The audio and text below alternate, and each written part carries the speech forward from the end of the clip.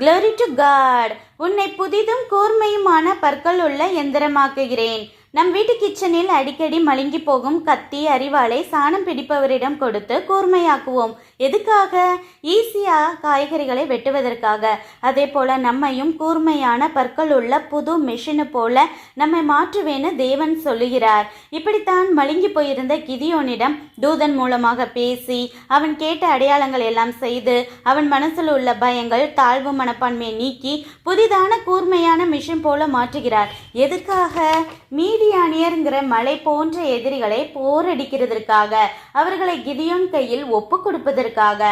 இதே போல உங்க வாழ்க்கையில் உள்ள பிரச்சனைகள் கட்டுகள் என்ற மலைகளை உங்களே வைத்து போரடிக்க தேவன் செய்வார். அந்த பதறுகளையும் காற்று வந்து பறக்கடிக்க செய்து உங்கள் வாழ்வின் பிரச்சனைகளை ஒன்றுமில்லாமல் ஆக்கி உங்களை இந்த புது வருடத்தில் கர்த்தருக்குள் கலிகூற செய்வாராக. நன்றி.